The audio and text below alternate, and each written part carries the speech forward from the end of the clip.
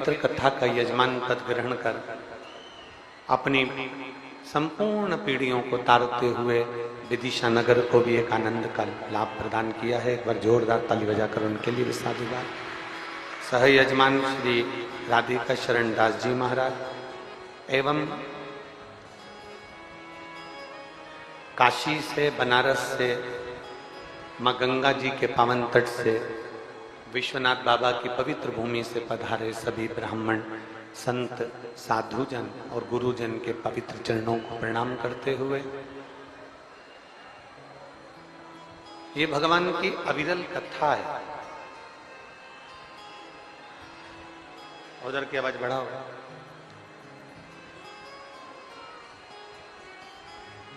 ये देवादिदेव महादेव की पवित्र कथा है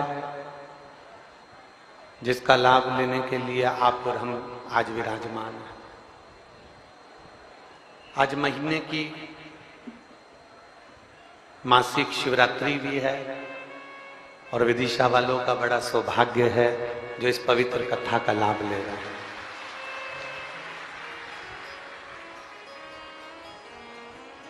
जहां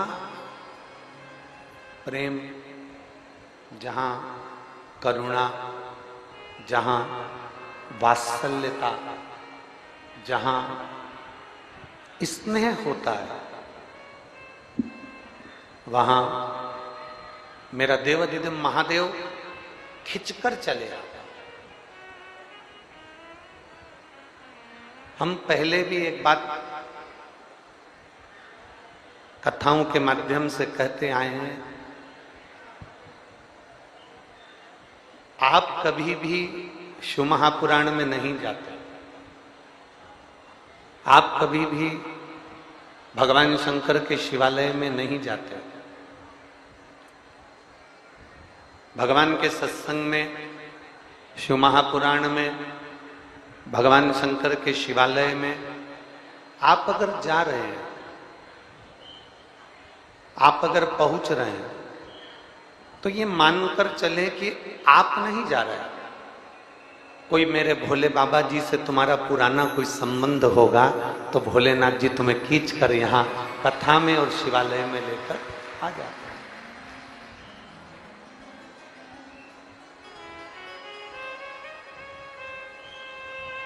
वो एक स्मरण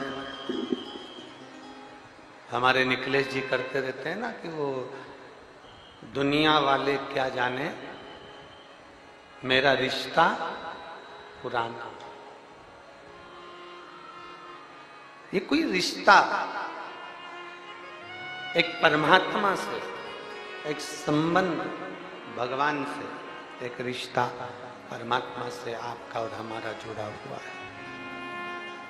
और जब वो संबंध, जब वो रिश्ता भगवान से आपका और हमारा जुड़ा होता है, तब कहीं ना कहीं देवादिदेव महादेव हमको खींचकर अपनी ओर बुला लेता है। अब इस भाषा को एक सहज भाषा में अपन समझें कि जब शादी का सीजन आता है,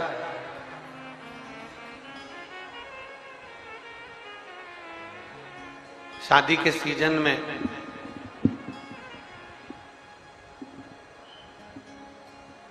बहुत सारी पत्रिकाएं हमारे और आपके यहां आती हैं। बोलो सही है कि गलत है? जम के तो बोलो जरा, सही है? कितनी सारी पत्रिकाएं आपके और हमारे यहाँ आती हैं। शादी का सीजन है, पत्रिका ढेर सारी आकर अपने अपने घर में रखी हुई है।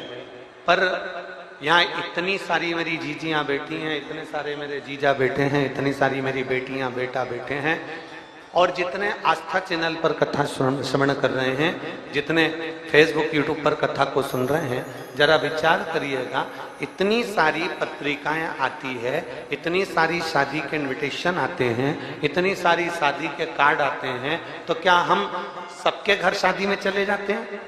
नहीं जाना होता। एक ही तारीख की शादी है, 14 तारीख की शादी है, और 14 तारीख के कम से कम 15 पत्र तुम्हारे यहां पर आए।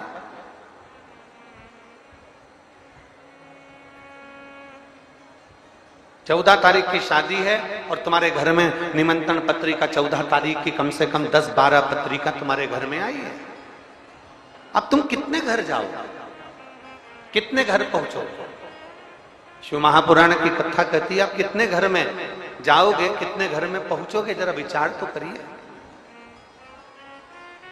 सबसे पहले आप जाओगे उसके घर में जिससे तुम्हारा प्रेम बहुत ज्यादा है, जिससे तुम्हारा स्नेह बहुत ज्यादा है, जिससे तुम्हारी आसक्ति बहुत ज्यादा है, जिस पे तुम्हारा विश्वास बहुत ज्यादा है, जिस पे तुम्हारा भरोसा बहुत ज्यादा है। तुम अगर जाओगे तो जिससे तुम्हारा प्रेम जुड़ा हुआ है तुम सबसे पहले उसके पास जाओगे। भले 14 जगह से पत्रिका आई हो, 15 जगह से पत्रिका आई हो, पर जिससे लगाव ज्यादा होता है, जिससे प्रेम ज्यादा होता है, मेरे उसी के घर में आपका जाना होता है। बस यही शिव पुराण की कथा कहती है कि लोटा लेके तो लोग मंदिर में जाते हैं, भगवान शंकर के मंदिर में त्रिपुंड लगाकर जाते हैं, रुद्राक्ष की माला भी पहनकर जाते हैं, भगवान शंकर की भक्ति भी करते हैं, बैठकर ढोलक बजाकर भजन भी गाते हैं, मंदिरा भी बजाते हैं, खूब नाचते भी हैं, कूदते भी हैं, खूब आनंद के साथ शंकर जी का प्रसाद भी बांटते हैं, आरती भी करते हैं, भजन भी करते हैं, कीर्तन भी करते हैं। उसी तरह जैसे पत्रिका तो बहुत जगह से आती है, पर भगवान शास्त्र और पुराण हमारा कहता है कि पत्रिका ढेरों आई, परंतु जिससे हमारा लगाव है उसके घर हम जाते हैं। आप कितना भी लोटा भरकर जल चढ़ाओ, पर जिसका दिल से महादेव से लगाव होता है, महादेव उसके घर पर जरूर आते। एक प्रेम, एक स्नेह, एक वात्सल्यता, एक करुणता आपकी शिव जी के प्रति जितनी होगी, शिव आपके नजदीक में आते चले जाए, करीब में आते चले। और शंभो शरणे पड़े मांगो घड़ी रे घड़ी दुख का दया करीन दर्शन शंभो शरणे पड़ी मांगो घड़ी रे घड़ी दुख काटो दया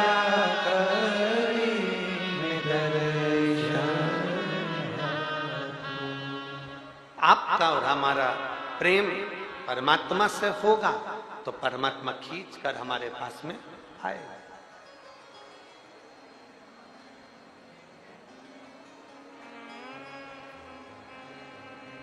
एक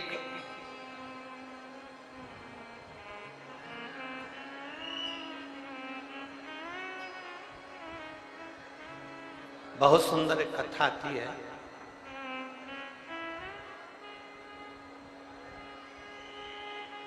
एक माली था। शिव महापुराण का बड़ा सुंदर एक बड़ा अच्छा संवाद है। एक माली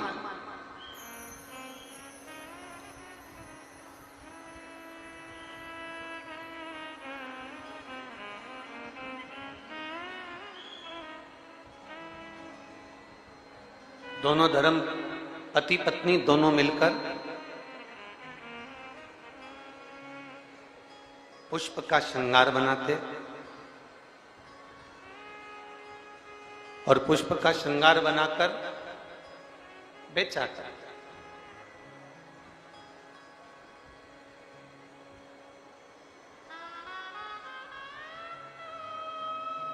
जैसा वो बना सकते हैं, जैसा वो निर्माण कर सकते हैं, वैसा वो निर्माण करते हैं और निर्माण कर कर पुष्प का श्रृंगार बनाकर बेचा करते हैं।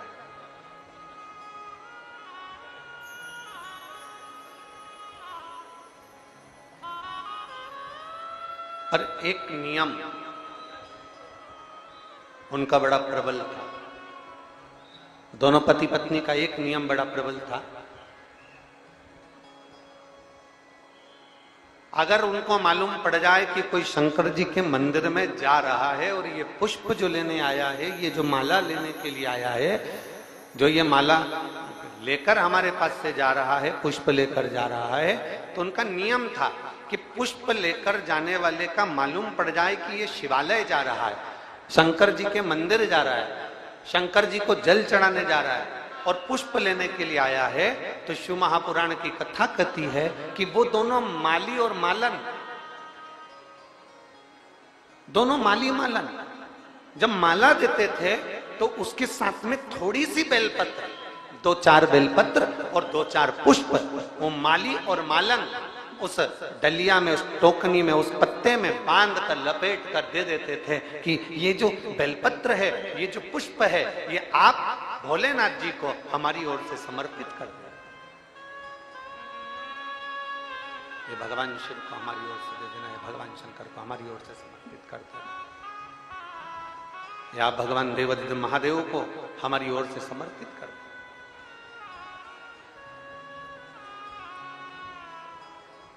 दोनों माली और मालन का नियम था।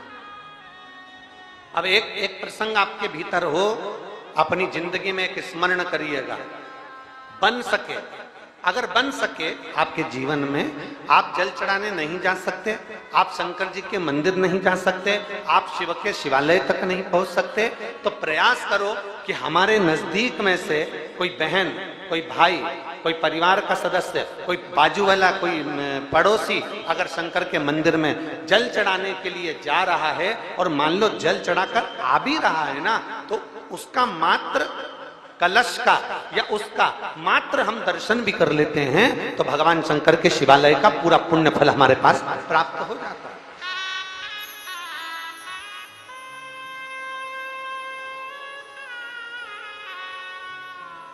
पूरा पुण्य फल प्राप्त होता है। अब माली और मालन का नियम है,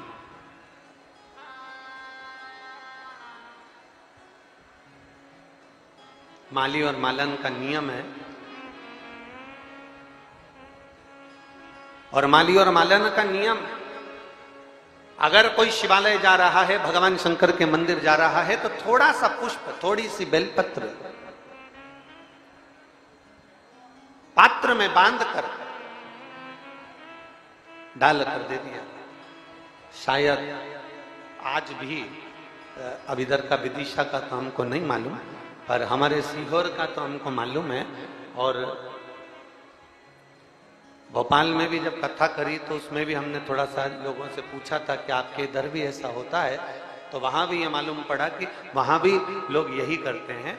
आज भी फूल बेचने वाले, पुष्प की माला बेचने वाले जो माली होते हैं, जो ओरिजिनल माली पुष्प माला बेचने वाले होते हैं, आज भी जो नियम इनका पूर्व से चला आ रहा था कि बेलपत्री और फूल ये अपने उस डलिया में डालकर अलग से दे देते थे, तो हमारे सीहोर में आज भी नियम है कि माली मालन अगर फूल बेचते हैं, आप माला लेने जाओ, कोई सामान लेने जाओ, तो वो अलग से पन्नी के अंदर 2-4 फूल, 2-4 बेलपत्र अलग से डालकर दे ही देते हैं। वो नियम आज तक चला।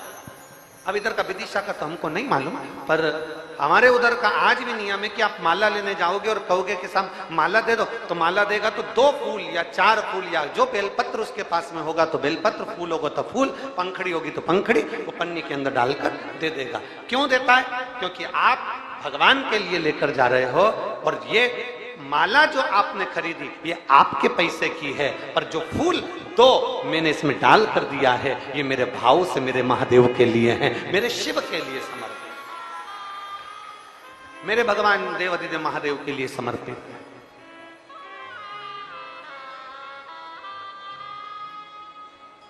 और मैंने तेरे ही भरोसे बाबा, तेरे ही भरोसे हवा बिच उड़ती जावांगी, बाबा डोर तो छड़ीना कटी जावांगी, भोले मैं तेरी शंभो मैं तेरी। एक विश्वास एक भरोसा, एक दृढ़ता, शिव के प्रति समर्पण का भाव। माली के घर में माली और मालन दोनों हैं, दोनों फूल बेच रहे हैं, दोनों भगवान शंकर की भक्ति कर रहे हैं, दोनों शिवालय की आराधना कर रहे हैं, पर इनके घर में कोई संतान नहीं है, इनके घर में कोई औलाद नहीं।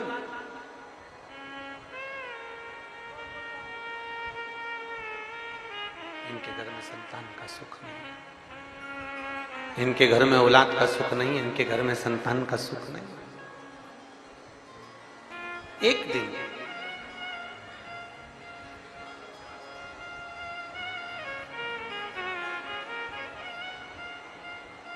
अब आप लोग अगर कहें कि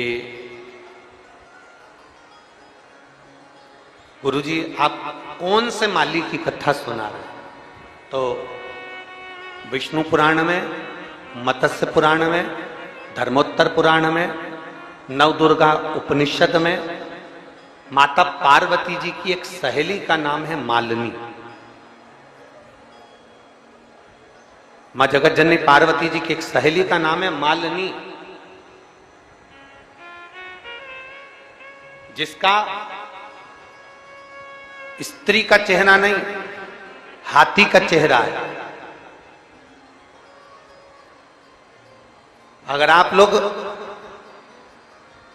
शास्त्र में पढ़ेंगे तो आपको पार्वती जी की एक सहेली का नाम मालिनी का पूरा विवरण उस शास्त्रों में हमें प्राप्त हो जाता है, और ये कथा उसी की चल रही है। माली के घर में संतान नहीं है, माली के घर में औलाद नहीं है। दोनों पति पत्नी माला तैयार करते हैं, पुष्प श्रृंगार करते हैं, भगवान के लिए दे देते हैं।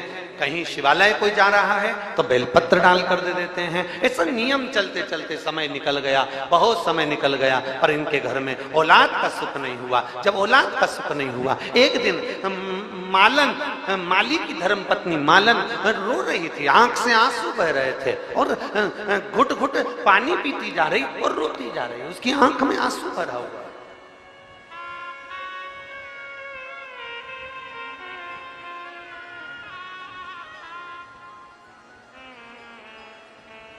रो रही।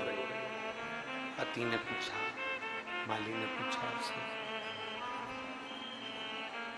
माली उससे पूछ रहा है, और माली ने उससे पूछा कि तेरी आंख में आंसू भरा हुआ है, तू रो रही है, क्यों? कितनी सुंदर बात माली ने अपनी मालन से कहा।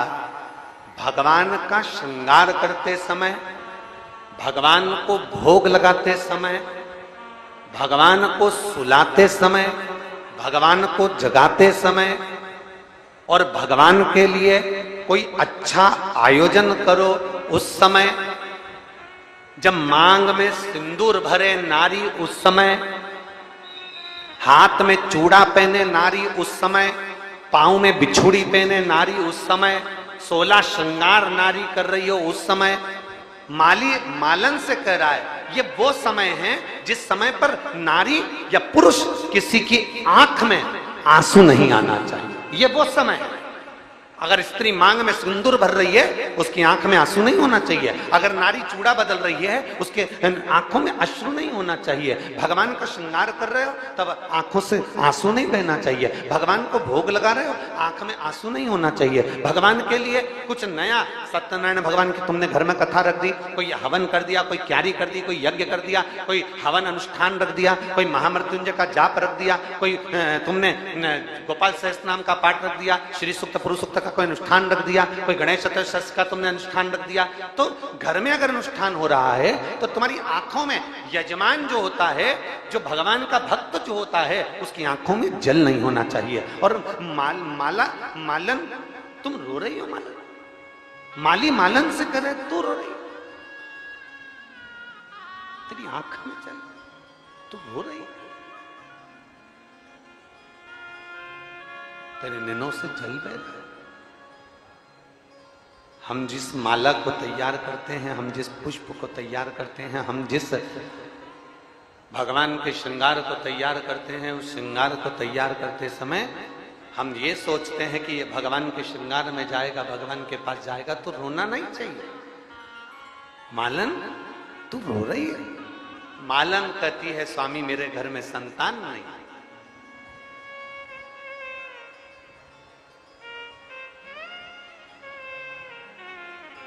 मेरे घर में औलाद नहीं है।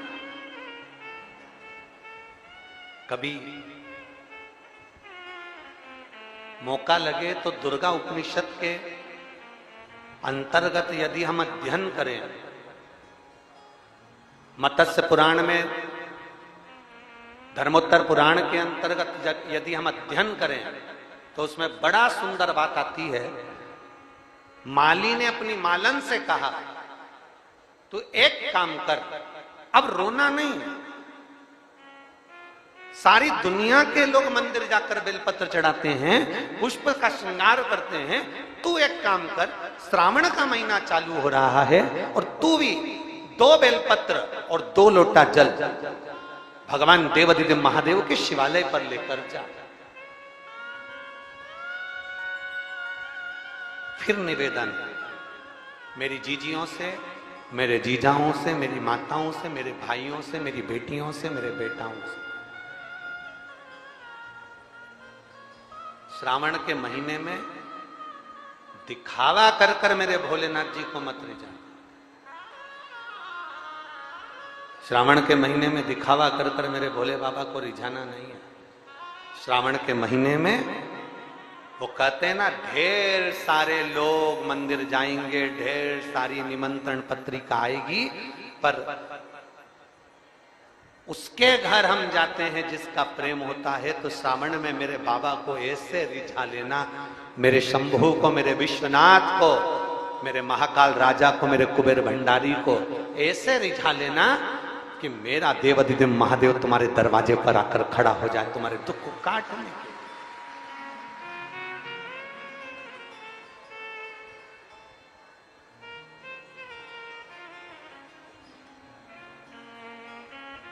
रिझाओ।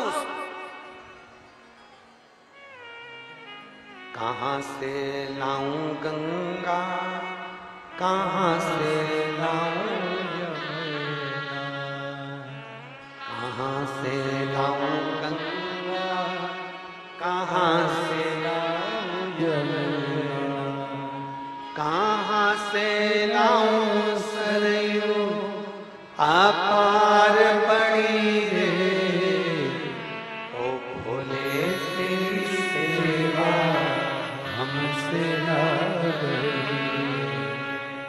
ओ भोले तेरी सेवा हमसे ना बने। कहाँ से लाऊं लड्डू, कहाँ से लाऊं पेड़ा, कहाँ से लाऊं लड्डू, कहाँ से लाऊं पेड़ा, कहाँ से लाऊं बर्फी वो शक्कर चढ़ी रे। ओ भोले तेरी सेवा हमसे ना बने। ओ भोले तेरी सेवा हमसे ना बने। कई लोग कहते हैं गुरुजी साल भर 1 लोटा जल और सावन में 2 लोटा जल।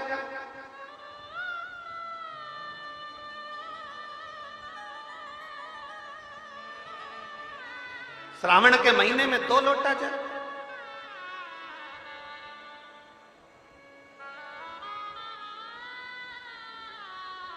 महाराज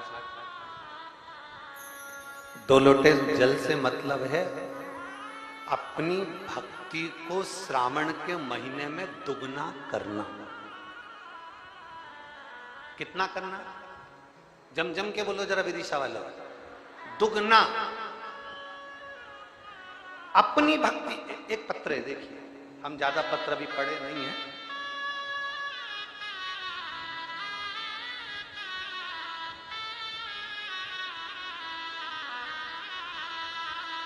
मैं मालती सोनी, मेरे पति का नाम है मनमोहन सोनी, विट्ठल नगर विदिशा की रहने वाली हूं। कहीं बैठी हो मालती सोनी, मेरे पति का नाम है मनमोहन सोनी, विट्ठल नगर विदिशा की रहने वाली है। अगर कहीं बैठी हो तो बेलपत्र लेने आ सकती हैं। कहीं बैठी हो तो हाथ हिला सकती हैं और बेलपत्र लेने के लिए आ सकती हैं। अगर कहीं बैठी हो तो अपने दोनों हाथ हिला सकती हैं। बैठी हैं? कहीं बैठी हो तो हाथ हिला सकती हैं। मैं मालती सोनी, मेरे पति का नाम है मनमोहन सोनी, मैं विट्ठल नगर विदिशा की रहने वाली हूं। मेरे पति की अचानक तबीयत बहुत खराब हो गई। पत्र को आप लोग एलईडी पर, आस्था चैनल पर पत्र को पढ़ सकते हो, टीवी पर पत्र को पढ़ सकते हो। मेरे पति की अचानक तबीयत बहुत खराब हो गई। वो किडनी के पेशेंट हैं। अगस्त 2023 में वो वेंटिलेटर पे थे और उनका कैटेना लेवल 32 था। अतः उनका डायलिसिस करवाना पड़ा और बहुत परेशानियां झेल ली। गुरुदेव, इतना हॉस्पिटल के चक्कर लगने लगे कि मंदिर जाने का कोई को समय नहीं मिल पाता। अब करें तो करें क्या? उनका डायलिसिस चालू हो गया, डायलिसिस चलता रहा और डायलिसिस चलते चलते तभी मेरी बेटी ने पशुपतिनाथ का व्रत किया और शिवजी के मंदिर में जाना प्रारंभ करा। सीहोर गई, वहां से रुद्राक्ष लाई और रुद्राक्ष लेकर आने के बाद रुद्राक्ष का जल, जब रुद्राक्ष लेकर आ गई तो रुद्राक्ष का जल देना प्रारंभ करा। बेटी ने पशुपतिनाथ का व्रत किया और भगवान से प्रार्थना करना प्रारंभ करी कि कुछ भी कर कर मेरे पापा को ठीक करो। रात को 9:15 वाला जो आंवले के वृक्ष का उपाय है वो मेरे परिवार वालों ने करना प्रारंभ करा और बाबा का मैं क्या गुणगान करूं गुरुदेव। डायलिसिस तो चलता रहा पर समय की अवस्था में वेंटिलेटर से नीचे उतार दिया गया और बाबा की कृपा से वो थोड़े ठीक हुए।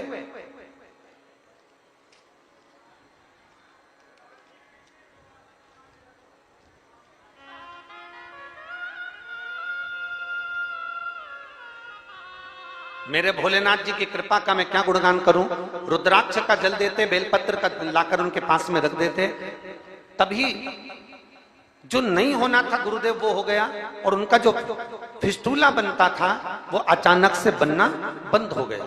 अब तो डॉक्टर भी हैरान हो गए कि ये फिस्टूला बनना कैसे बंद हो गया। अब करे तो करे क्या, समस्या भारी सी लगने लगी और तबीयत एकदम सी खराब होने लगी। अब करे क्या?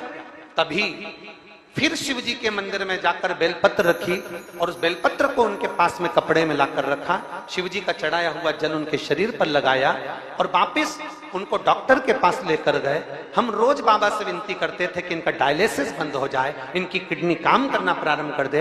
हम उनको लेकर वापिस डॉक्टर के पास पहुंचे तो डॉक्टर आश्चर्य में पड़ गया कि इनकी किडनी ने काम करना चालू कर दिया, अब इनको डायलिसिस की जरूरत नहीं है।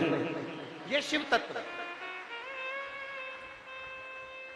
मैं मालती सोनी, मेरे पति का नाम मनमोहन सोनी, विट्ठल नगर विदिशा की रहने वाली हूं।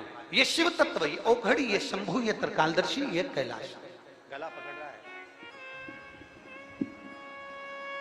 भगवान शिव की अविरल भक्ति को जो प्राप्त करता है, अर्थात शिव महापुराण की कथा कहती है कि अभी तक जो तुम 1 लोटा जल समर्पित कर रहे हो, 1 लोटा जल चढ़ा रहे हो, अब श्रावण के महीने में कितना लोटा?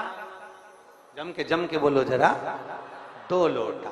अर्थात अपनी भक्ति को हमें बढ़ाना, अपनी भक्ति।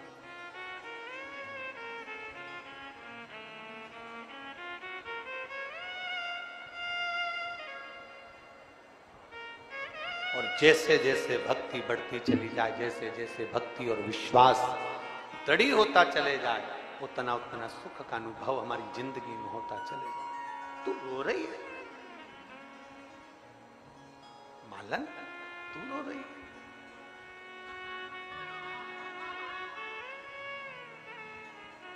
श्रावण का महीना लग रहा है, तू 2 लोटा जल लेकर, 2 बेलपत्र लेकर शिव के मंदिर में जा। और आप सबसे निवेदन है, अगर बेलपत्र ना मिले, बेलपत्र ना मिले, शिवजी पे जो चढ़ी हुई बेलपत्र रहती है उसी को धोकर भगवान शंकर को समर्पित कर दो। और अगर बेलपत्र वो भी ना मिले तो शिव महापुराण की कथा कहती है, भगवान शंकर का संवाद कहता है कि अपने 3 उंगली भगवान देवाधिदेव महादेव को स्पर्श करा दो, वो भी बेलपत्र का कार्य ही करती है। भगवान शिव उसको स्वीकार कर, शिव उसको स्वीकार। अब किसी ने एक बात कही, कहने वाले बहुत सारी बातें कह देते हैं कि गुरुजी क्या शंकर भगवान के शिवलिंग का स्पर्श करना चाहिए?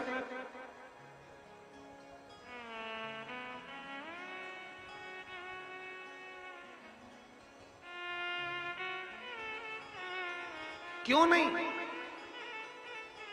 माता सती, उमा, पार्वती, माता कात्यायनी, चंद्रघंटा, स्कंदा, जितनी जितनी माताएं हैं संसार में, स्वयं लक्ष्मी जी भगवान शंकर के शिवलिंग का निर्माण कर, माता लक्ष्मी जी भी भगवान शंकर के शिवलिंग का निर्माण कर भगवान शंकर के शिवलिंग का निर्माण कर उसका पूजन करती हैं। माँ ब्रह्माणी स्वयं भगवान शंकर के शिवलिंग का निर्माण कर पूजन करती हैं। माँ इंद्राणी, इंद्र जब हार गए सत्ता, पूरा के पूरा बेबहू चले गया, वृत्रासुर असुर ने सब कुछ नष्ट कर दिया, तब इंद्राणी ने स्वयं बैठकर शिवलिंग की आराधना करी, शिवलिंग का निर्माण करा और शिवलिंग की पूजन करी। हमारा शास्त्र कहता है, कोई कहे तुमसे कि किस किस शिवलिंग स्पर्श कर सकते हैं, जरा विचार करिएगा। भगवान की मूरत पर, भगवान के ऊपर जो जल चढ़ता है, हम स्नान कराकर वो जल को, भगवान का चढ़ा हुआ जल, आप में से कोई ऐसा है कि भगवान का चढ़ा हुआ जल बाथरूम में फेंक देते होगे? जम के तो बोलो जरा। नहीं, भगवान का चढ़ा हुआ जल, भगवान के स्नान का जल, आप में से कोई ऐसा है कि उसको रोड पर फेंक देता होगा? नहीं, भगवान का चढ़ा हुआ जल, भगवान को जल स्पर्श कर जाता है तो वो जल भी तुलसी के पौधे में चला जाता है, अच्छे वृक्ष में चले जाता है। जरा विचार करिएगा, मात्र जल भगवान को स्पर्श करा तो वो जल तुलसी के क्यारे में चले गया। अगर हम हमारे महादेव का स्पर्श कर लेते हैं तो हम भी भगवान के धाम को चले ही जाते। मात्र स्पर्श,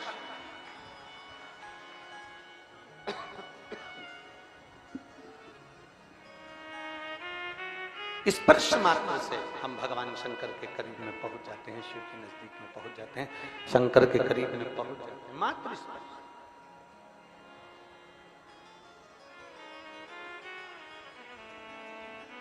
तुम जाओ, 2 लोटा जल लेकर जाओ, और 2 लोटा जल लेकर, 2 बेलपत्र लेकर भगवान शिव के शिवालय में पहुंचिए, भगवान शंकर के मंदिर में पहुंचिए।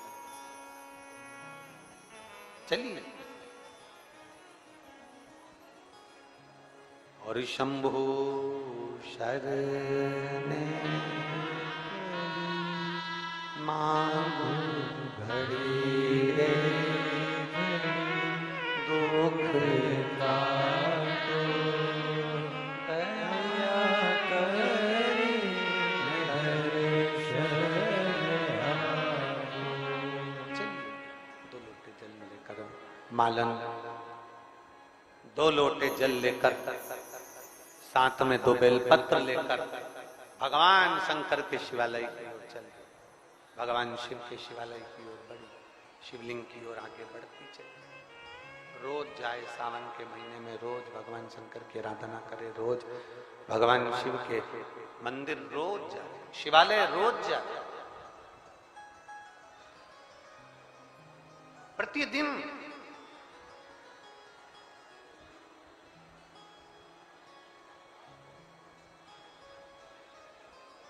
अब जब रोज भगवान शंकर के मंदिर की ओर चली, एक दिन मालन के पास में भी चढ़ाने के लिए बेलपत्र नहीं थे। श्रावण का महीना था, व्रत उसके चल रहे थे, भूख बहुत लग रही थी।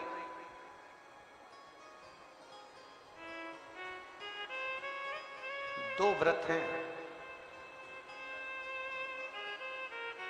शिव महापुराण की कथा कहती है 2 व्रतों का स्मरण जरूर करिएगा। पहला सावन के महीने के सोमवार, दूसरा शिवरात्रि। कौन कौन से? जम के बोलिए जरा। सावन के महीने के सोमवार और दूसरा शिवरात्रि।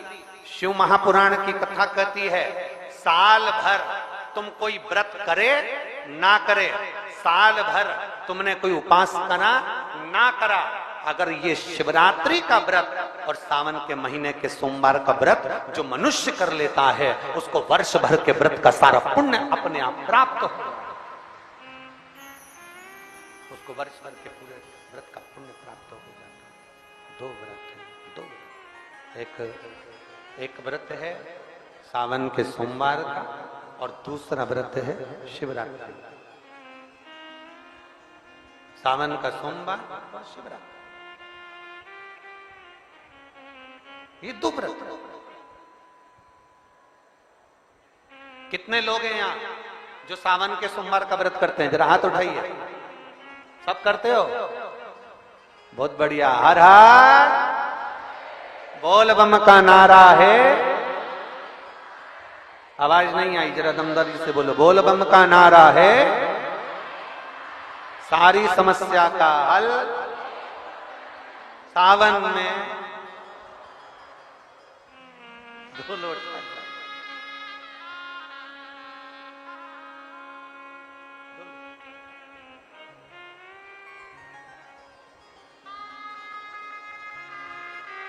बस, हाथ में 2 लोटा का जल भरा हुआ।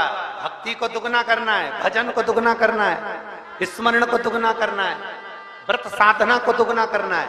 सावन के महीने में अपनी साधना को, अपने भजन को, अपनी भक्ति को, अपने बल को, भगवान की विरल भक्ति को बढ़ाना है, इसको दुगना करना है।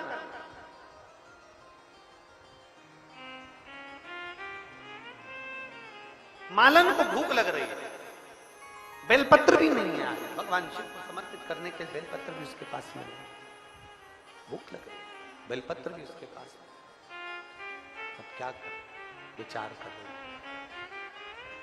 एक बेलपत्री के वृक्ष के नीचे बेलपत्र लेने के लिए पहुंची। देखो मार्ग कौन दिखाता है? मार्ग दिखाने वाला कौन है? देवाधिदेव महा आपको मार्ग दिखाने वाला। ये सब मार्ग के ऊपर चलता है। अब कल दोपहर में कथा में हमने कह दिया कि कल कथा विराम दे दी, फिर बाद में कहीं शंकर जी को बेत्रवती माता ने भोलेनाथ जी से कहा होगा ये हो क्या रहा है, तो फिर मालूम पड़ा कि कथा फिर चालू हो गई। तो ये सब मार्ग दिखाने वाला देवाधिदेव महादेव है। भगवान शंकर ओगड़दानी, त्रिकालदर्शी, कैलाशी, अविनाशी है, सब मार्ग दिखाता है। अब इसको लगी भूख, और भूख के साथ में इसके पास में नहीं थी बेलपत्र। बेलपत्र नहीं तो ये भगवान बेलपत्र लेने के लिए वृक्ष के नीचे पहुंच गई। जिस बेलपत्री के पेड़ के नीचे गई थी, इसको स्मरण नहीं आया, इतनी भूख लग रही थी। उसी बेलपत्र के नीचे एक छोटे से मट्टी के पात्र में कुछ मीठा प्रसाद रखा हुआ था। इसको नहीं मालूम कि किसने रखा, इसको नहीं मालूम कि कहां से आया। बस बेलपत्र लेने के लिए गई थी, और बेलपत्र ले जाते उसने वो पात्र का दोना, वो मिट्टी का पात्र उठा लिया और देवाधिदेव महादेव के मंदिर में लेकर पहुंच गई। बेलपत्र लेकर आज मंदिर में नहीं गई, आज थोड़ा सा मीठा लेकर, जो उसको मिला था उसको लेकर मंदिर में पहुंच गई। और भगवान देवाधिदेव महादेव के सामने, भगवान शंकर के सामने, भगवान शिव जी की साक्षी में उसने वो मिष्ठान रखकर भगवान भोलेनाथ जी से प्रार्थना करी, आज मेरे पास देने के लिए बेलपत्र नहीं है, मैं जल लाई हूँ, साथ में ये थोड़ा सा प्रसाद लाई हूँ, आप पा लीजिए। और भगवान को देने लगे। कहां से लाऊं लड्डू, कहां से लाऊं, कहां से लाऊं बर्फी, वो शक्कर जड़ी रे, और भोले तेरी सेवा हमसे ना बड़ी। ओ भोले तेरी सेवा हमसे ना बड़ी रे। कहां से लाऊं लड्डू, कहां से लाऊं पेड़ा, कहां से लाऊं लड्डू, कहां से लाऊं पेड़ा, कहां से लाऊं शक्कर जड़ी रे, ओ भोले तेरी सेवा हमसे ना बने रे।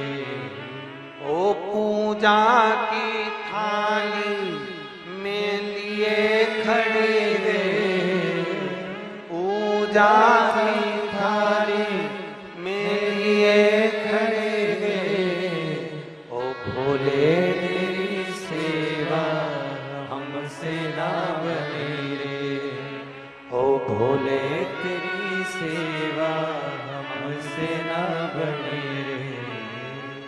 आप में से कितने लोग बैठे हैं जो शंकर जी की पूरी सेवा कर सकते हैं, पूरा पूजन कर सकते हैं? शंकर जी की पूरी पूजन किसी को आती है क्या?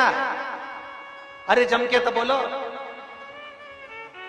भगवान शंकर की पूरी पूजा किसी को आती है?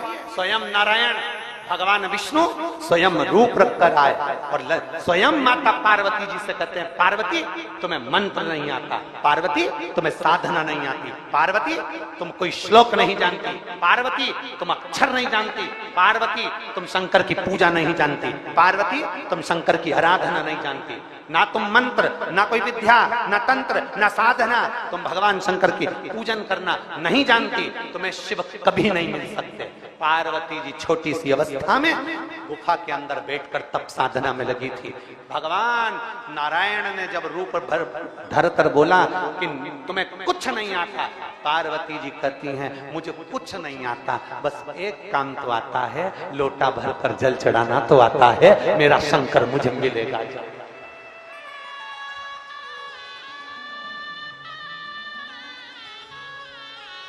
कोई तुमसे कहे तुम्हें पूजन करना नहीं आता, तुम्हें चंदन लगाना नहीं आता, तुम्हें जनेऊ चढ़ाना नहीं आता, तुम्हें बेलपत्र चढ़ाना नहीं आता, तुम्हें शंकर जी को भोग लगाना नहीं आता, तुम्हें शंकर जी की आरती करना नहीं आती, तुम्हें शंकर जी को रिझाना नहीं आता, पंचामृत से स्नान कराना नहीं आता, पहले दूध चढ़े की, जल चढ़े की, दही चढ़े की, शहद चढ़े, तुम्हें कुछ नहीं आता, तुम्हें क्या चढ़ा रही हो, तुम्हें कुछ अंदाजा नहीं है। उससे कहना मुझे कुछ नहीं मालूम, मैं तो केवल इतना जानती हूँ महादेव मेरे हैं, मैं महादेव की हूँ, एक लोटा जल चढ़ा लेती हूँ, बस मेरा महादेव से रीच आता है, मैं ज्यादा नहीं जानती, मुझे ज्यादा आडंबर नहीं आता, मैं ज्यादा पहचानना नहीं आता कि मैं क्या चढ़ाऊं और क्या ना चढ़ाऊं। बस मैं इतना जानती हूँ कि शंकर को रिझाने का एक तरीका है, पंचाक्षर मंत्र का जाप कर लो, नमः शिवाय, षडाक्षर मंत्र का जाप कर लो, ओम नमः शिवाय, या श्री शिवाय नमस्तुभ्यम का जाप कर लूं,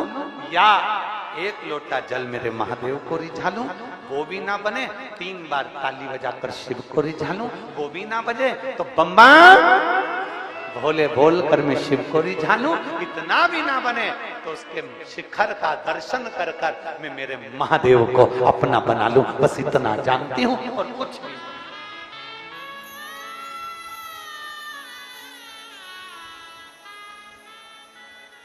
कहाँ से लाऊं गंगा, कहाँ से लाऊं यमुना, कहाँ से लाऊं गंगा, कहाँ से लाऊं यमुना, कहाँ से लाऊं सरयू अपार पड़ी रे, ओ भोले तेरी सेवा हमसे ना बने रे। हम नहीं जानते, हमें कुछ नहीं आता, हम तो इतना जानते हैं कि शिव को कैसे रिझाया जाए, शंकर को कैसे मनाया जाए।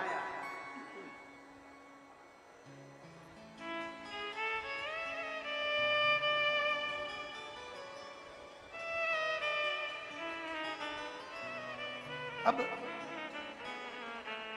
आप शिव जी को रिझा रहे हो, भगवान शंकर को रिझा रहे हो, आप भगवान शिव की आराधना कर रहे हो, आप शंकर जी का स्मरण कर रहे हो, आप शिव भक्ति कर रहे हो, आप शिव में अपना ध्यान लगाए। एक बार हम बुधनी में कथा करने गए, बहुत पहले की बातें हैं ये, अब तो इतना समय नहीं मिल पाता, अब ये सब 20-20, 19-19, 22-22 साल पहले के प्रसंग हैं।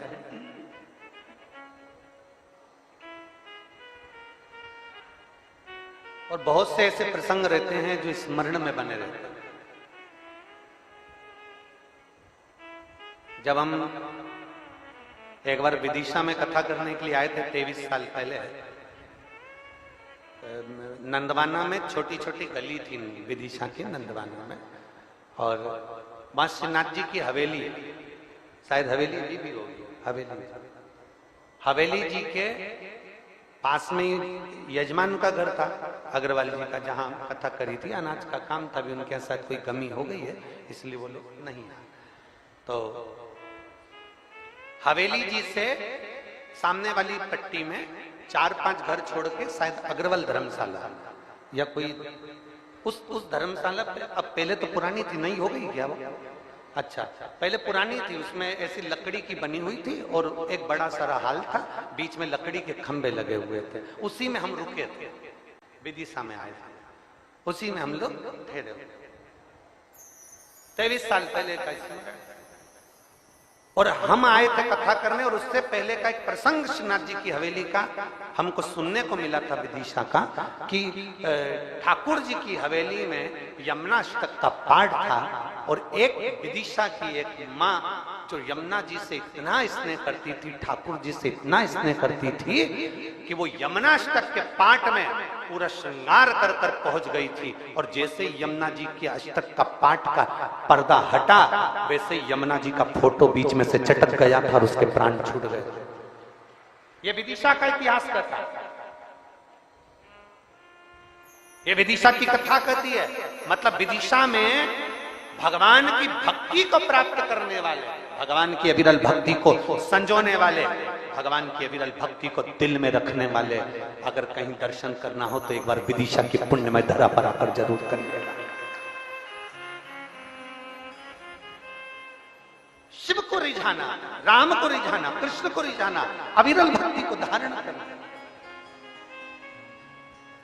ये कुछ पुराने प्रसंग। पहले हम विदिशा, एक बार हम बेरेसिया भी गए थे 22 साल पहले, वहाँ श्री गोपाल जी अगाल जी के यहाँ रुके थे, जगदीश जी सारडा जी की धर्मपत्नी रजनी सारडा जी कथा कर रही, उस समय पर दीपक शर्मा जी उन गेस वाले, उनकी माँ बुजुर्ग थी, और दीपक शर्मा जो गेस वाले उनकी माँ बुजुर्ग, और वो उनका नियम था कि ठाकुर जी की हवेली में, जब बेरसिया में गहुई समाज की हवेली जी थी ठाकुर जी की, उसमें वो रोज प्रतिदिन माला जी तैयार करके और लेकर।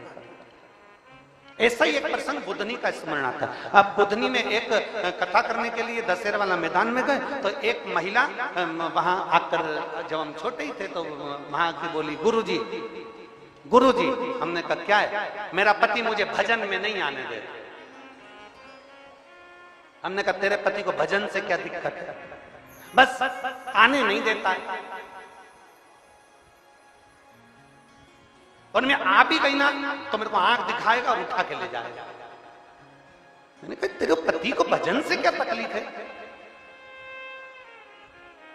हमने कहा तेरे कल पति को लेकर आ। अब वो अपने पति को लेकर आ गई, और हमने पूछा कि तू इसको भजन में क्यों नहीं आने देता?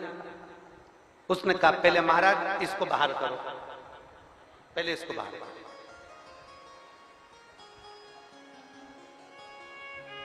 हमने कहा जीजी तू बाहर हो। हमने कहा बोल रे जीजा, तू हमारी बहन को कथा में क्यों नहीं आने देता? नहीं आने दूंगा, आज भी नहीं आने दूंगा, ना कभी नहीं आने दूंगा। तो हमने कहा मत आने दे, पर बता तो सही क्यों नहीं आने देता? कि जब भी भजन में जाती है एक ही भजन गाती है, कैलाश पर्वत पे जाके रेऊंगी और भोले को अपना बना के रेऊंगी। तो भोले से तेरे को तकलीफ क्या है ये बता? भोले से तकलीफ नहीं है, हमारे पड़ोस में चाट का ठेला लगा था, वो भी भोला ही है। नहीं जानता, इसको नहीं जानता।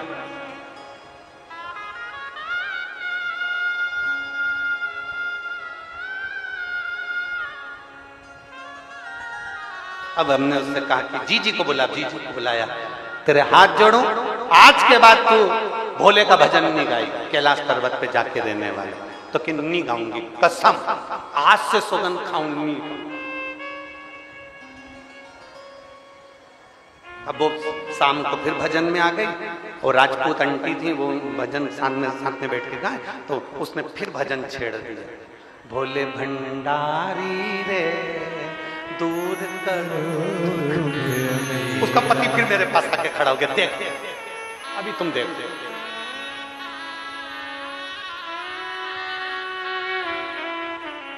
शिव कथा करती है भाई। वो तो पुराने प्रसंग हैं तो याद आ जाते हैं, पर अगर शिव पुराण कहती है तुम अपनी अविरल भक्ति पर ध्यान दो।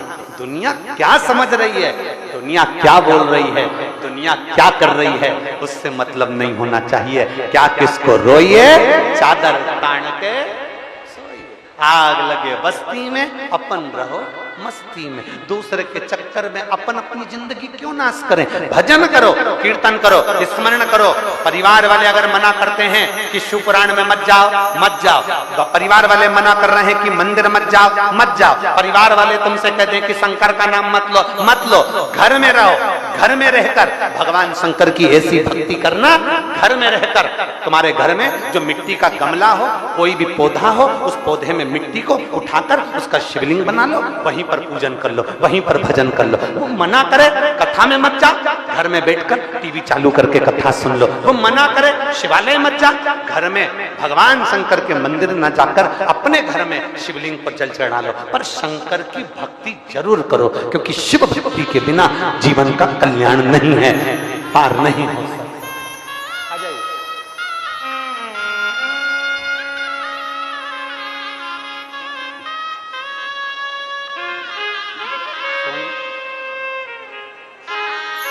ये मालती सोनी जी बिट्ठक में गए।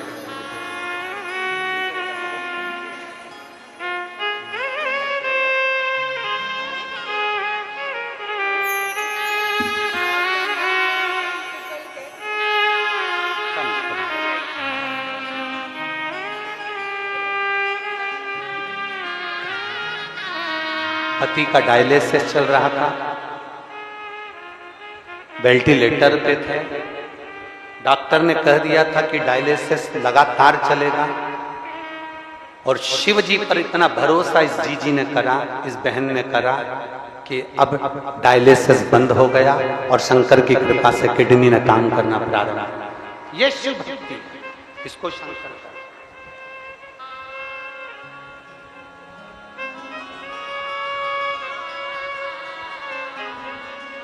एक अविरल भक्त, एक विश्वास। 2 लोटा जल लेकर चली।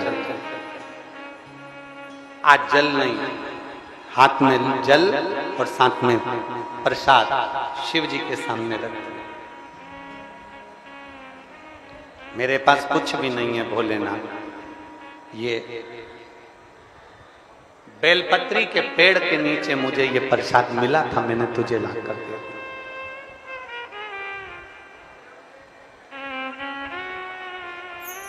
बेलपत्र के वृक्ष के नीचे ये प्रसाद मिला था, मैंने तुम्हें ला कर दिया। सत्य बोलो, शिव के सम्मुख में सत्य बोलो।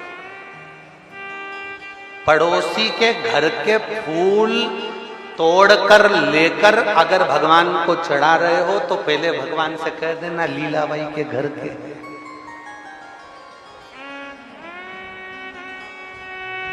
ये जो पीले वाले हैं ना, ये 3, ये लीलाबाई की आंखें, और ये लाल वाला गुलाब का है ना, वो तो रोड के किनारे लगा था, मैं तोड़ के ले आई, तेरे लिए लेके आई हूं। सत्य बोलो।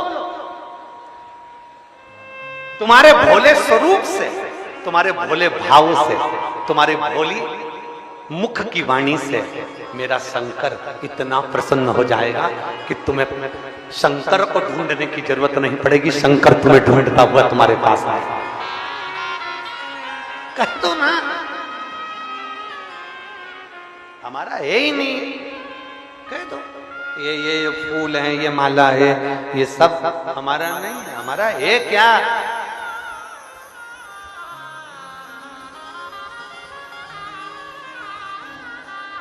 सारी भगवान शंकर को सब चीज जो चढ़ाई जा रही है वो सब की सब कौन सी अच्छी, सब झूठी होने के बाद भी शिव स्वीकार कर रहे हैं। सब झूठी होने के बाद भी स्वीकार। तेरी पूजा में जल ले आई, उसे मछली भी झूठा कराई। जल कैसे चढ़ाऊं भोले कैसे, महादेवा भोले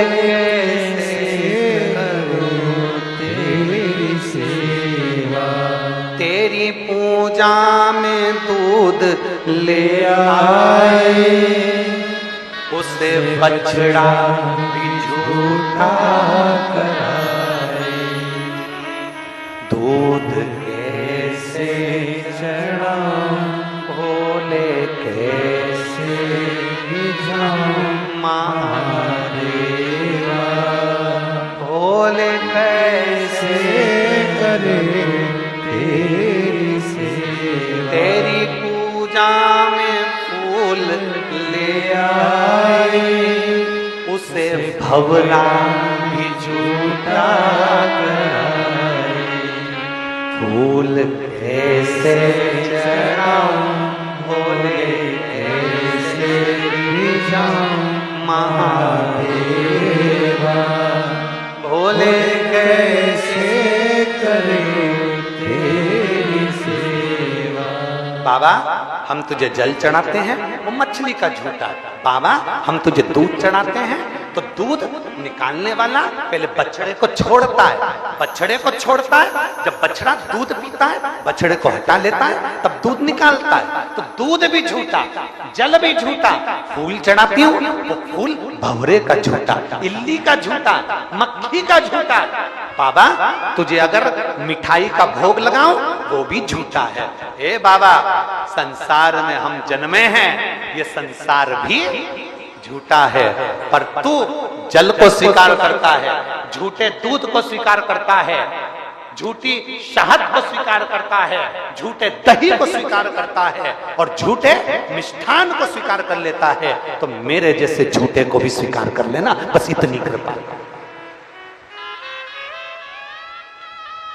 अपने अवगुण मेरे विश्वनाथ बाबा के सामने गिना दो अपने अवगुण मेरे महाकाल बाबा के सामने गिना दो अपने अवगुण मेरे कुबेर भंडारी के सामने गिना दो अपने अवगुण गिनाइए मेरा ये अवगुण है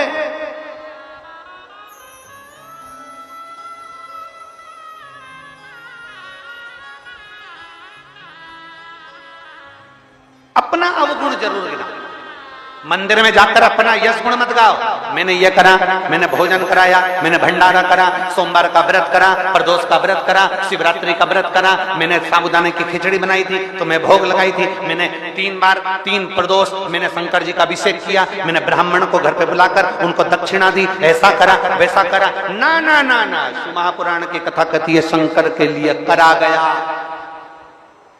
अपने बच्चों के लिए करा गया परमात्मा और अपने बच्चों के लिए करा गया कभी बार बार स्मरण मत करो उसकी याद मत दिला कभी नहीं अपने गुण और दूसरे के अवगुण कभी चिल्ला कर मत बोलो क्या क्या जम के बोलो जरा अपने गुण और दूसरे के अवगुण कभी चिल्लाकर नहीं बोलना उसे कुछ नहीं आता आप मत बोलो चिल्लाकर कि उसको ये नहीं आता नहीं अपना गुण भी किसी को मत बताओ दूसरे का अवगुण भी मत बताओ कई सास कह देती है मेरी बहू में तो अकल नहीं है उसमें तो लक्षण नहीं है चिल्ला चिल्ला कर पड़ोसी क्या कह दिया रिश्तेदारों में कह दिया मेरी बड़ी बहू अच्छी है छोटी बहू ऐसी है छोटी अच्छी है बड़ी अच्छी ऐसी है तो हमने चिल्ला चिल्ला कर अवगुण बताया और जितना जितना हम अवगुण बताते हैं वो बहू अंदर से उतनी उतनी टूटती चली जाती है फिर वो सम्मान नहीं करती आदर नहीं करती आप उसके अवगुणों को बताओ मती उसके अवगुण को छुपाकर ये प्रयास करो कि मेरी बहू को मैं एक दिन सिखा कर रहूंगी और अच्छा बनाकर रहूंगी यह उसके अंदर गुण लाकर हम अवगुण बता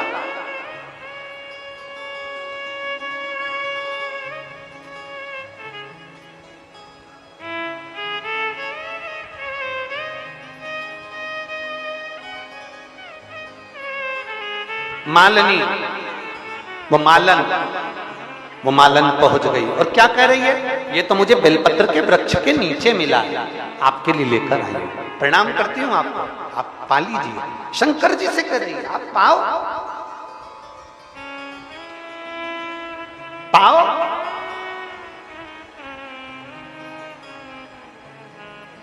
जिद पकड़ ली उस मालन ने जिद, ऐसी जिद तुमने कभी नहीं पकड़ी होगी। तुम भगवान के सामने भोजन बनाकर ले जाते हो, भोग लगाते हो, उठाकर लाते हो, पूरा खा जाते हो। कभी तुमने भगवान के सामने जाकर जिद पकड़ी? ए कन्हैया, ए मेरे राम जी, ए मेरे ठाकुर जी, ए मेरे भोलेनाथ जी, ये लेकर आई हूं, खाना तो पड़ेगा। जब तक नहीं खाओगे तब तक मैं भी नहीं खाऊंगी। जिद जिद होती है। मालन ने जिद पकड़ी, मुझे ये बेलपत्री के पेड़ के नीचे से मिला है, तुम्हें खाना पड़ेगा, तुम्हें जीना पड़ेगा। बैठ गई। शिव जी नहीं आए, शंकर नहीं आए। माली ढूंढने के लिए निकला, माली ढूंढने के लिए निकला। माली को लगा मेरी पत्नी कहां रह गई, आज दिन भर से नहीं दिखी। दिन भर की कब की गई मंदिर? मंदिर में गया माली। माली ने देखा कि पत्नी भगवान शंकर के शिवलिंग से लिपट कर बैठी थी और सामने प्रसाद रखा हुआ था और कह रही है कि खाओ पाओ, खाओ पाओ, बार बार कह रही है। पति ने उसको जगाया, बावरी हो गई है, तू क्या पागल हो गई है, चल उठ चल। पत्नी कहती है नहीं, जब तक ये नहीं पाएगा तब तक मैं जाऊंगी नहीं। शिवलिंग को लपेट कर रोती रही, बाबा आना पड़ेगा, खाना पड़ेगा, बाबा आना पड़ेगा, खाना पड़ेगा।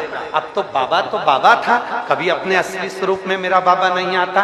किसी साधु के वेश में, किसी साधारण के वेश में, किसी सन्यासी के वेश में, किसी स्त्री के वेश में, किसी पुरुष के वेश में, किसी बच्चे के वेश में, किसी दूसरे के वेश में मेरा बाबा आ जाता है। और मेरा बाबा आया और बाबा ने आकर तुरंत हाथ से पात्र उठाकर कहा, मालन ये किसका प्रसाद रखा है? मालन ने कहा ये शंकर जी के लिए रखा है, मैंने रखा है। मालन मुझे भूख लग रही है, मैं बहुत दूर से चलकर आया हूं, क्या मैं इस प्रसाद को खा लूं? क्या मैं इस प्रसाद को खा लूं? मालन ने कहा मैंने तो बाबा के लिए रखा था, पर आप यदि भूखे हो तो आप खा लो, मैं बाबा को दूसरा बनाकर खिला दूंगी। इतने में बाबा ने कहा मालन तू तो ये प्रसाद की जिद पकड़ कर बैठी है भोलेनाथ जी से कि तुम्हें खाना पड़ेगा। मालन कहती है जिद मैंने पकड़ी है, पर भूख तुम्हें लग रही है ना, इसलिए तुम इसको पालो, पथिक हो, खाकर तुम जाओ, मैं बाबा से बात कर लूंगी। बस भोलेनाथ जी ने उस प्रसाद का कणका मात्र मुख में लिया, और जो मुख में लिया, मुख में लेते से ही मालन पीछे पलट कर देखती है तो चलते हुए मेरे महादेव निकल के जा रहे हैं। ये प्रतिबिंब मालन, प्रतिबिंब।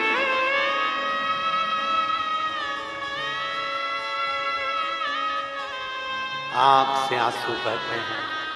बचा हुआ प्रसाद मालन खा लेती है। मालन प्रसाद को पाकर सुख पाती है और उसका गर्व ठेरता है। गर्व ठेरता है। एक बेटी जन्म लेती है जिसका नाम मालिनी होता है। क्या नाम है उसका? मालन की बेटी जन्म लेती है जिसका नाम मालिनी होता है। वो मालिनी बचपन से मिट्टी का शिवलिंग बनाकर पूजन करती है, शंकर की आराधना में डूबी रहती है, शिव स्तुति में डूबी रहती है। माली और मालन अवस्था पाकर प्राण छोड़ देते हैं।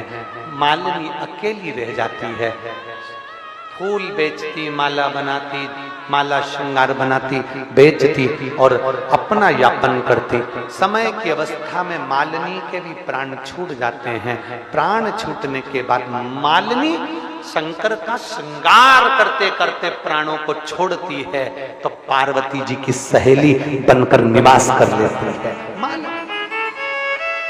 पर पूर्व के समय का जो भान था, पूर्व के समय का जो ज्ञान था, मालिनी पार्वती जी की सहेली तो बन गई, शंकर जी की आराधना में डूब गई, शिव की स्तुति में डूब गई। पर मालिनी आज शंकर की स्तुति में डूबी थी और डूबी डूबी एक दिन जल भरने के लिए सरोवर में जाती है, शिव के पूजन के लिए। क्या देखती है कि अपने प्रतिबिंब को देख लेती है जल में। जो जल में प्रतिबिंब देखा, देखकर सोचती है कि मैं तो सुंदर नजर आ रही हूं, मैं सुंदर दिख रही।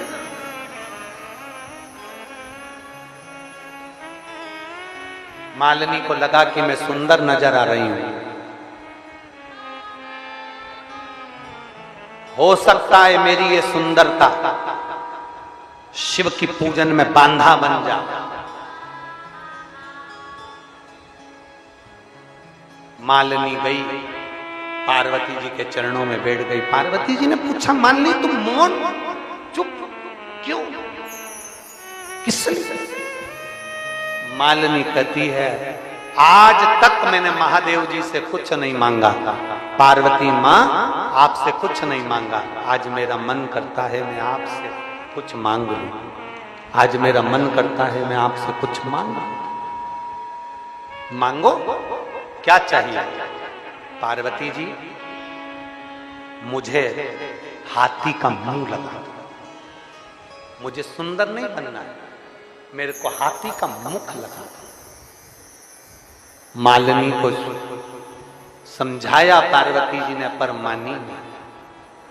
पार्वती जी ने मालिनी का हाथी का मुख लगा दिया। पार्वती जी की एक सहेली का वर्णन आता है मालिनी का, जिसका गजमुख है।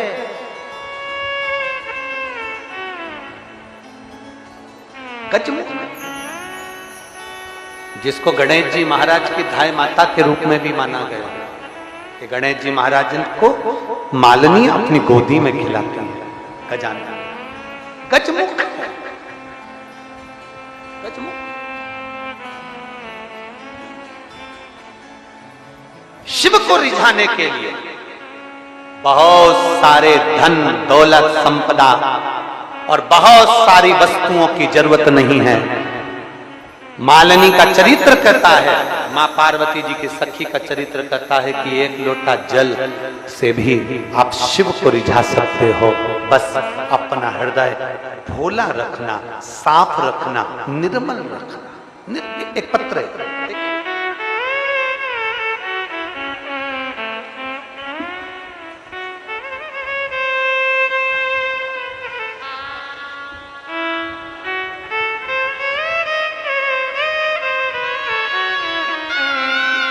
मेरा नाम राधिका शर्मा, जिला विदिशा, शमशाबाद हड़ा, शमशाबाद हड़ा की रहने वाली हूं। कहीं बैठी हो तो हाथ हिला सकती है। राधिका शर्मा, जिला विदिशा, शमशाबाद हड़ा की रहने वाली हूं। मैं महादेव का महिमा का क्या गुणगान करूं, एक लोटे जल का क्या गुणगान करूं। मेरे नाना जी के पेट में अचानक दर्द होने लगा, तब हमने उन्हें डॉक्टर को दिखाया तो डॉक्टर ने 1 महीने का कोर्स दे दिया। फिर उन्हें आराम नहीं लगा, हम उन्हें भोपाल ले गए और उन्होंने भी 1 महीने का कोर्स दे दिया और उनका टेस्ट हुआ। जब रिपोर्ट बाहर भेज दी गई तो उसकी रिपोर्ट के अनुसार दवाइयां चलना प्रारंभ हुई। कुछ दिन बाद दवाई खत्म हो गई और भोपाल में जब जांच चालू हो गई तो जांच में आया कि उनको पेट में गठान हो गई है और वो गठान कैंसर है। भोपाल में जांच में आया कि कैंसर और गठान बताई है। पेट का ऑपरेशन का बोल दिया डॉक्टर ने। अब ऑपरेशन का बोला, हम लोग डॉक्टर से कहकर आ गए कि हम कुछ दिन बाद ऑपरेशन कराएंगे। फिर हम हमारे घर आ गए। हमारे आसपास के लोगों ने कहा कि एक बार सीहोर चले जाओ। हम लोग सीहोर गए, वहां से रुद्राक्ष लेकर आए और रुद्राक्ष को तांबे के कलश में गलाते, पानी शिवजी को चढ़ाते, बेलपत्र चढ़ाते। शिवजी का चढ़ा हुआ जल हमने नाना जी को देना प्रारंभ कर दिया। पशुपति नाथ का व्रत करना प्रारंभ कर दिया। मैं बाबा का क्या गुणगान करूं। तब हमने 1 महीने की बाद में वापिस डॉक्टर के पास ऑपरेशन की तारीख लेने के लिए गए और डॉक्टर ने फिर वापस जांच करना प्रारंभ करी तो रिपोर्ट नॉर्मल आ गई और कहा इनको कैंसर नहीं है और पेट ठीक हो गया। हम शिव जी को नमन करने के लिए कहीं बैठी हो तो आकर बेलपत्र ले जा सकती हैं। राधिका शर्मा, जिला विदिशा, शमशाबाद हड़ास की रहने वाली हैं।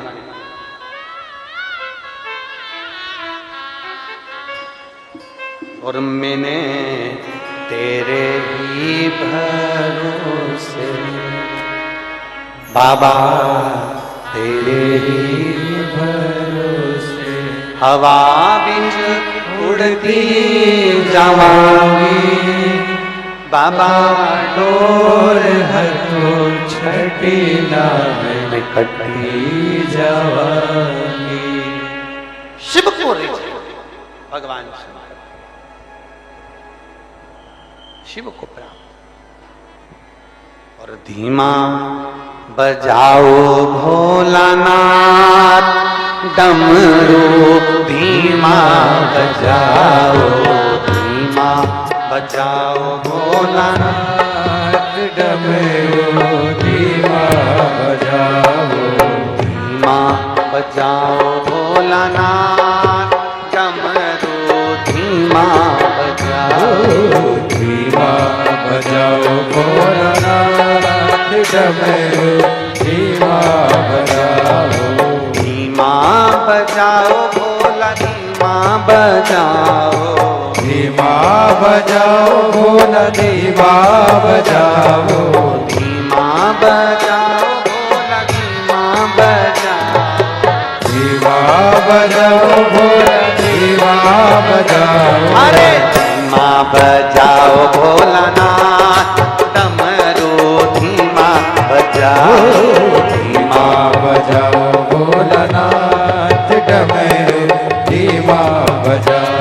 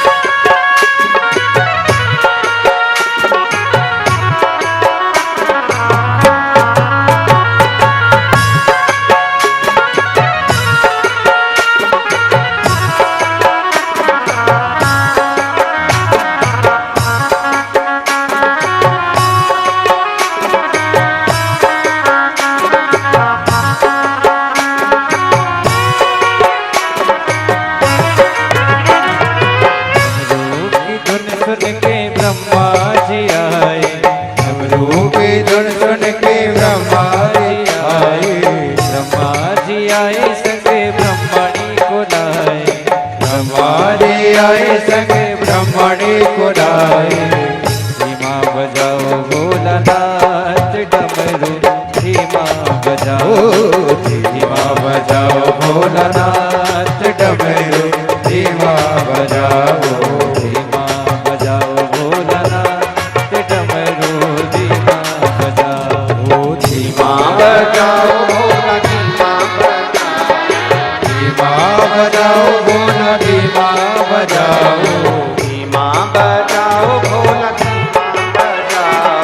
धीमा बजाओ भोला, धीमा बजाओ, धीमा बजाओ भोला, धीमा बजाओ भोला, धीमा बजाओ, अरे धीमा बजाओ भोलानाथ, धीमा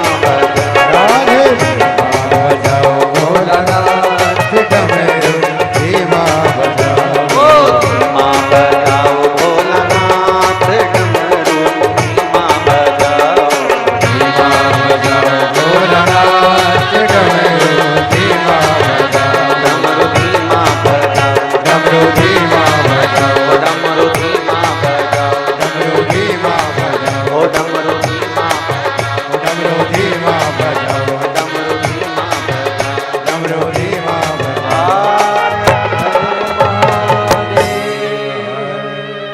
अपने स्थान पर देखकर भगवान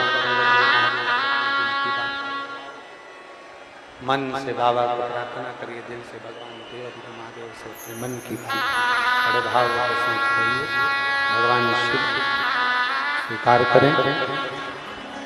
आज मासिक शिवरात्रि है,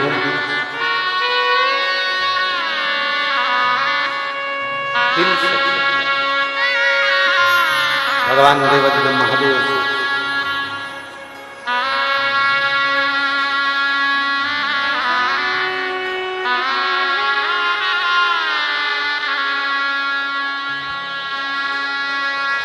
सभी लोग दिल से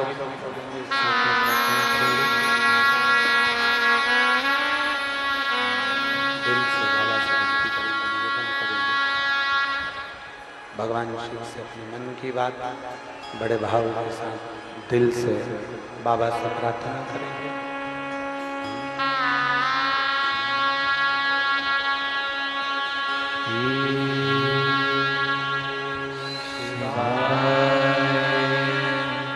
नमस्ते श्री शिवाय, नमस्ते श्री शिवाय, नमस्ते श्री शिवाय, नमस्ते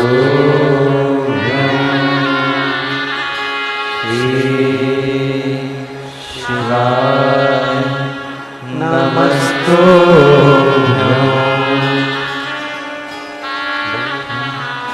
सब दुख काटो हमारा, ओ भोला, सब दुख काटो हमारा। शिव शंकर जपो तेरी माला, बाबा जपो तेरी माला, भोला सब दुख काटो हमारा, ओ भोला सब दुख काटो हमारा। देश है मंगल मंगलकारी, देश है मंगल मंगलकारी, शमशान वासी हमारा, शमशान वासी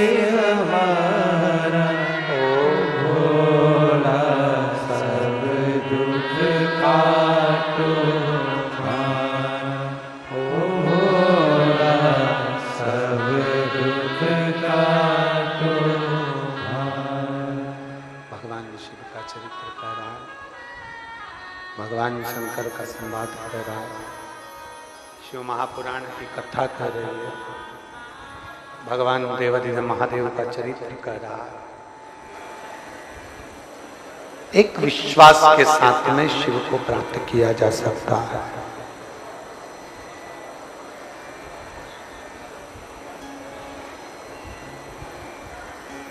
कोई कहे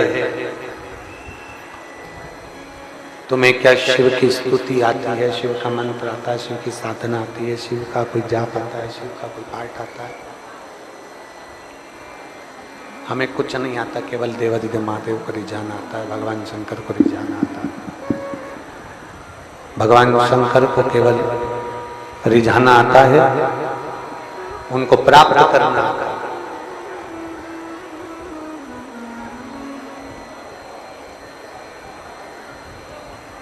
एक बार मां पार्वती जी विराजमान है।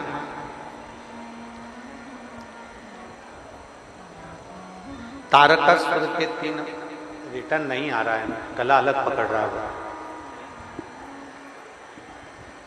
तारकासुर के 3 पुत्र हैं, तारकाक्ष, विदुम्माली और कमलाक्ष।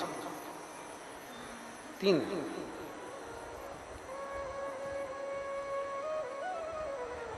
अब मां जगतजननी पार्वती जी विराजमान। तारकासुर के मरने के बाद में, तारकासुर के प्राण छूटने के बाद में, तारकासुर के जाने के बाद में तीनों ने विचार किया, तारकाक्ष, विदुम्माली, कमलाक्ष की तीनों ने विचार किया,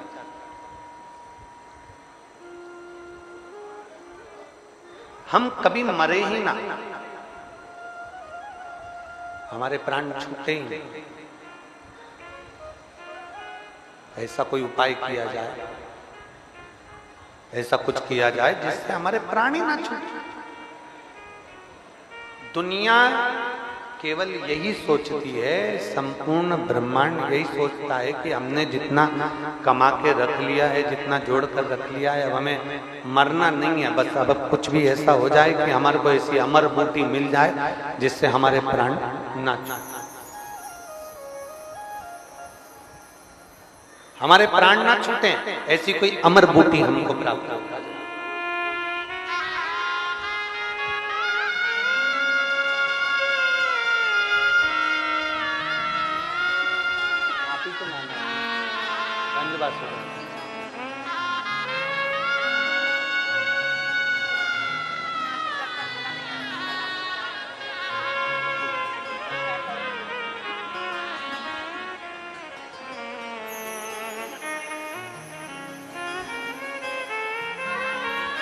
शिव कथा करे,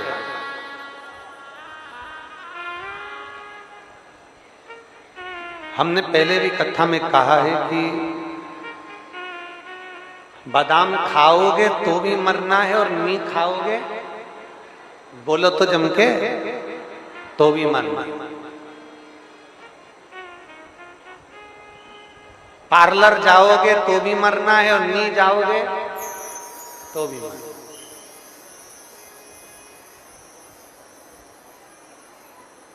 मरना सबको है,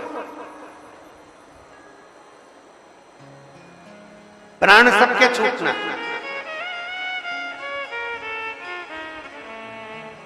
जाना सबको है, पर सब एक अंदाजा लगाकर बैठे हैं कि चाहे कुछ भी हो मैं ना मरूं। शिव महापुराण की कथा कहती है, पाप इन हाथों से हुआ है तो प्रायश्चित भी इन्हीं हाथों से करते हुए चलिए। झूठ इस मुख से बोला है तो सत्य भी इसी मुख से बोलते हुए चलिए। पाप इस शरीर के द्वारा हुआ है तो प्रायश्चित भी इस शरीर के द्वारा करते चलना। तो कम से कम मेरे देवाधिदेव महादेव के सामने जाओगे तो मुख तो दिखा सकते हो कि हमने अपने पाप कर्म को धो दिया। हमने अपने पाप कर्मों को धो दिया, हमने अपने पाप कर्मों को समाप्त कर दिया, हमने अपने पाप कर्मों को धो दिया।